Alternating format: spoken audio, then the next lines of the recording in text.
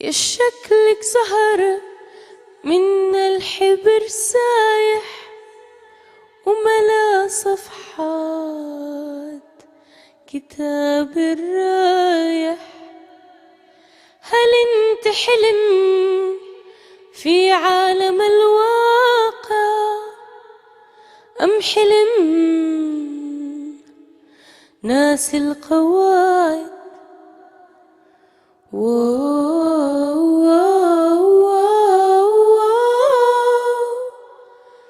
جميلة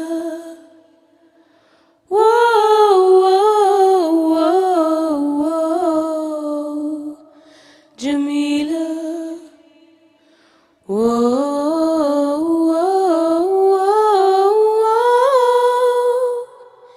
جميلة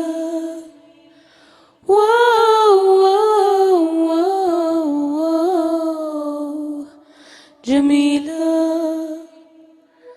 Dear Tony, you took the time to care when many see the images of our humiliation as topics for dinner conversations. You raised your pen in solidarity and protest, not caring if you be labeled an interferer. You saw in us what we, from sheer exhaustion, almost forgot to see in ourselves. Your words heal our wounds and make us visible to an indifferent world. Yours are the words of generations of survivors who felt the pain of the whip on the flesh and how it transforms when it fails to break the spirit.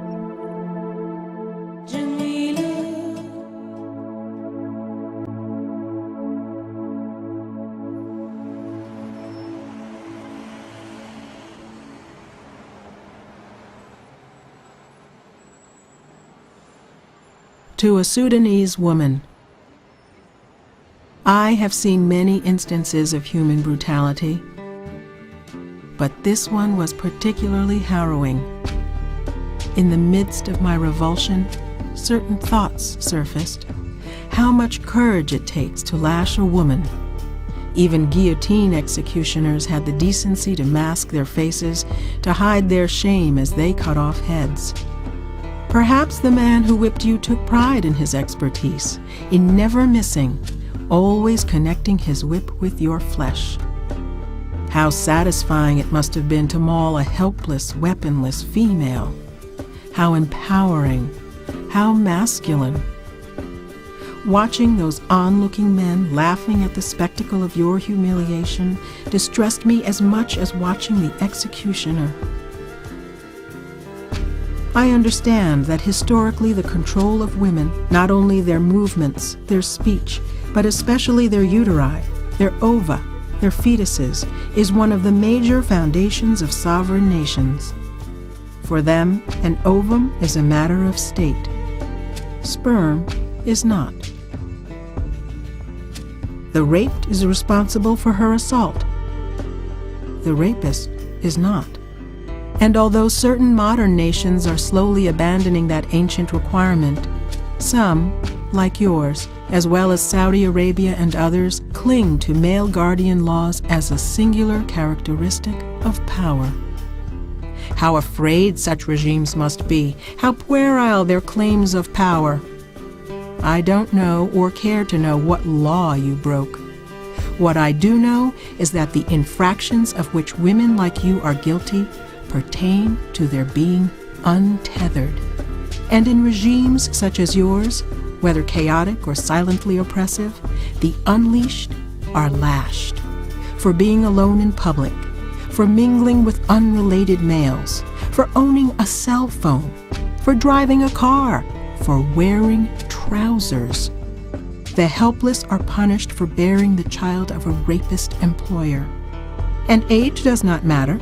Children of 11 and women of 75 have all been jailed and bloodied for contesting, forgetting, or ignoring incomprehensible, even silly, rules.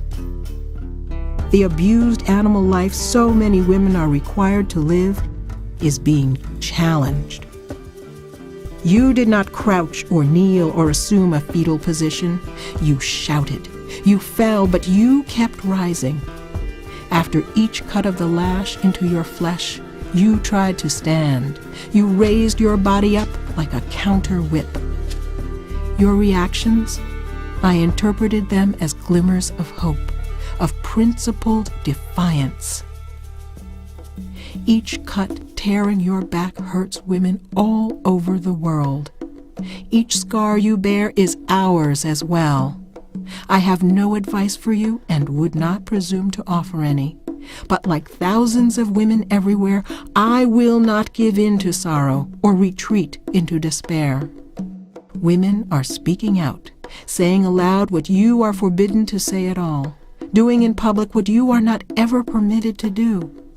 They are gathering together, demanding that your efforts to rise up in the face of brutality are not in vain.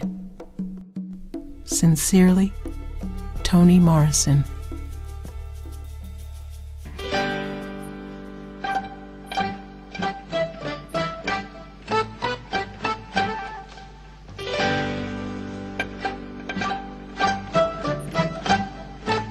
Dear Toni Morrison, you came to our land even though you never stepped on it. You may have heard of its vastness and diversity, how its ordinary people, all shades of browns and blacks, lived peacefully together when they were allowed. It is a land rich in resources, oil, gold, the Great Nile, fertile land, and the unlimited abilities of our people.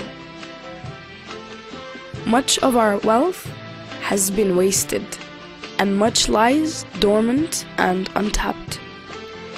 Most of our people are poor, but we were famous for our tolerance, generosity, and the legendary friendliness of the Sudanese. We used to live and share our neighborhoods in peace. Muslims, Christians, traditionalists, and non-believers, and gave refuge to others persecuted for their faith. That was before religion was used as a weapon of subjugation, destruction, and division. That was before we witnessed millions of our people killed in wars and conflict, and millions others left to die from disease and hunger. And because of indifference and neglect, more women die in pregnancy and childbirth. And the tragic result was that our country, once the heart of Africa, was broken into two. Many of us ask, why are the women of Sudan the focus of such excessive brutality?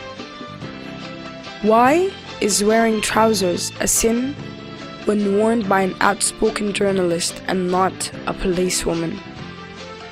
Why is sexually harassing a political activist goes unpunished while couples are arrested for daring to love? Why do the soldiers rape our sisters in broad daylight, first in Darfur, then in the Nuba Mountains, with complete impunity?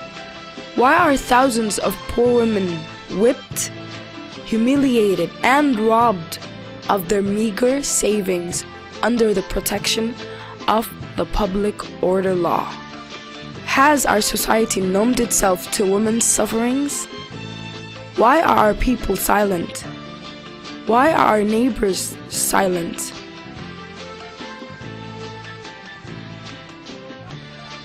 But the women of Sudan have not and will not be broken. We shout, we fall, and we rise again.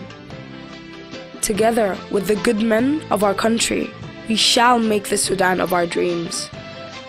Together, we will build a better future for our children and grandchildren. Shukran Toni, we thank you for listening to our screams. Shukran Toni, we thank you for respecting our dignity. Shukran Toni, we thank you for seeing our strengths. Shukran Toni, We thank you for refusing to be silent. Shukran, shukran, shukran, shukran, shukran, shukran, shukran, shukran.